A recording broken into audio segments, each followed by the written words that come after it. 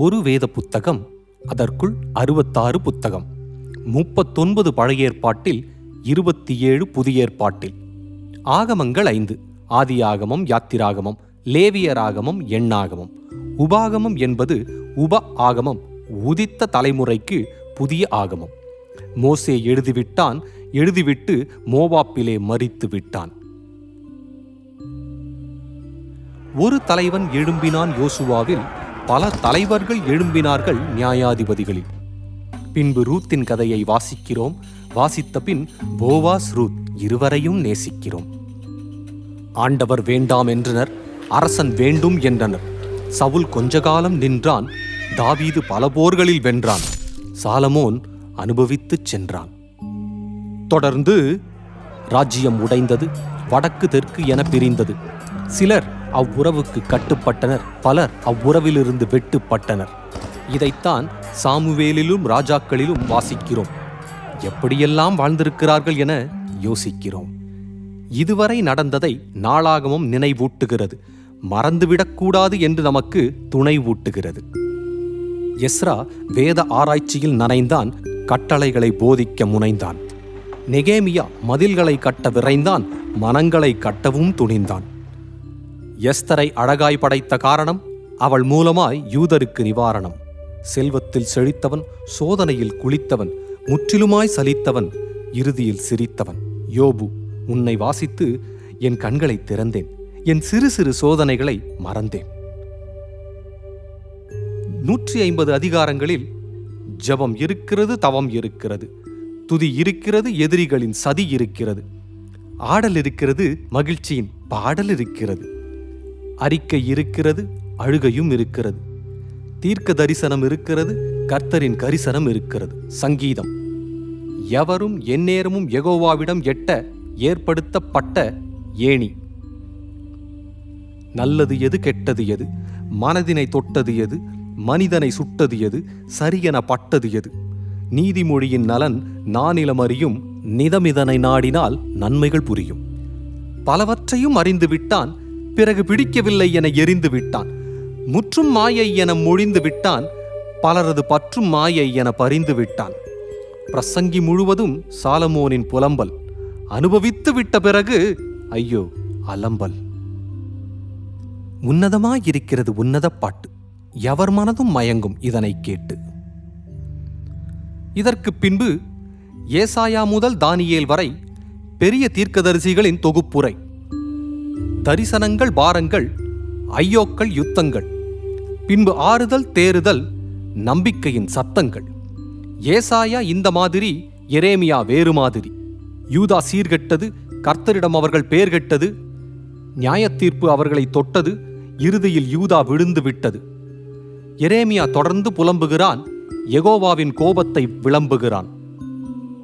எசேக்கியேல் கண்டது எருசலேமுக்கு கண்டனம், தலைவர்கள் தவறி சென்றது உவமைகள் பிரகடனம். எங்கு பார்த்தாலும் பரபரப்பு, எகிப்தின் மீது நியாயத்தீர்ப்பு. இறுதியாக புதிய காவல், புதிய மனம், புதிய கோவில், புதிய இடம். ராஜாக்களை அதிர்ச்சியில் ஆட்டி வைத்தவர், அக்கினியில் குளிர்ச்சியை கூட்டி வைத்தவர், சிங்கங்களின் வாயை பூட்டி வைத்தவர், எதிர்காலத்தை தானியேலுக்கு காட்டி வைத்தவர். செய்தவர் இம்மானுவேல், எழுதியவர் தானியேல். ஓசியாவில் வேசித்தனமும் தேவனுடைய உண்மையும், யோவேலில் வெட்டுக்கிளியும் தேவனுடைய தன்மையும். ஆமோஸில் நாம் படிப்பது ஆண்டவரை காண்பதே சரியான பாதை. ஒபதியாவில் ஏதோம் துடிப்பது ஆண்டவரால் அவர்களுக்கு உபாதை. யோனாவில் மீன் துணிச்சல், மீகாவில் நீதிமான் குறைச்சல். நாகூம் தீயவருக்கு வேட்டு, ஆபகுக் தேவனை நம்பி பாட்டு. செப்பனியா கர்த்தருடைய செப்பனிடும் நாள், ஆகாய் ஆகா ஆலயம். சகரியாவில் ஆவியினால் ஆகும், மாம்சத்தினால் அல்ல. மல்கியாவில் கர்த்தர் மனம் நோகும், இதை எங்கே போய்ச் சொல்ல? பழைய ஏற்பாடு முற்றிற்று, பூமி 400 ஆண்டுகள் சுற்றிற்று. பின்பு புதிய ஏற்பாடு பற்றிற்று, பாவிகளை ரட்சிப்பு தொற்றிற்று. எம்பெருமான் இயேசுவின் பிறப்பு, வளர்ப்பு, சிறப்பு, மரிப்பு, உயிர்ப்பு, உயர்ப்பு. இதுவே மத்தேயு, மார்க்கு, லூக்கா, யோவான். இதை விசுவாசித்தவன் பரலோகம் போவான், விசுவாசியாதவன் பாதாளத்தில் சாவான். ஆவியானவர் புவிதனில் வருகை, திருச்சபையில் புதியதோர் தொழுகை. அப்போஸ்தலரின் ஊழியம் ஆரம்பம்.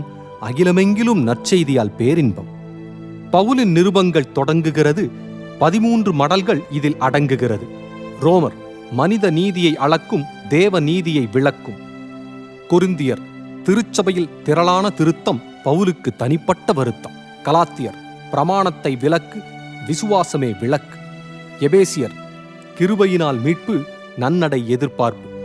பிலிப்பியர் சங்கிலியில் சந்தோஷம், சிறையிலிருந்து சுவிசேஷம். கொலோசேயர் வேண்டாம் உலக தத்துவம், வேண்டும் உன்னதர் சத்தியம். தெசலோனிக்கேயரின் விசுவாசப் பொலிவு, தயாபரன் வருகையின் தெளிவு. தீமோத்தேயுவுக்கும் தீத்துவுக்கும் அறிவுரை, ஆலயம் நடத்தும் வழிமுறை. பிலேமோனுக்கு ஒரு சிறுவுரை, ஒனேசுமுக்காக பரிந்துரை. எபிரேயர் இயேசு சடங்குகளின் பிரதிபலிப்பு, மெல்கிசெதேக்கின் முறையிருப்பு, விசுவாச ஜாம்பவான்களின் அணிவகுப்பு, நாம் விசுவாசம் பயிலும் குடியிருப்பு. யாக்கோபு சொல்லை குறைத்துக்கொள், செயலை நிறைத்துக்கொள். பேதுரு சிதறி இருந்தவர் சிந்தையை சீர் செய்ய, பதறியிருந்தவர் நெஞ்சங்களை நேர் செய்ய, இருமுறை வலை வீசினான், கிறிஸ்தவத்தின் நிலை பேசினான். வெளிச்சத்தில் நட, விசுவாச அன்பில் நட, வார்த்தையில் நட. இவை யோவானின் வேண்டுதல். 3 மடல்களில் தூண்டுதல். யூதா வீணர்களை குறித்த எச்சரிப்பு, விசுவாசத்தை குறித்த உச்சரிப்பு. வெளிப்படுத்தின விசேஷம், சபையின் நிலவரம், சர்வதேச கலவரம். ஆண்டவர் வருகையின் காட்சி, 1000 வருட அரசாட்சி. பிசாசுக்கு முடிவு, அக்கினி கடலில் அவன் மடிவு. ஜீவ புஸ்தகத்தில் பேரிருந்தால் பரலோகத்தில் தருணம், பேரில்லாதவர்க்கு 2ஆம் மரணம். இறுதியாக புதிய வானம், புதிய பூமி, புதிய எருசலேமில் இயேசுவே சுவாமி, இயேசுவே சுவாமி, இயேசுவே சுவாமி.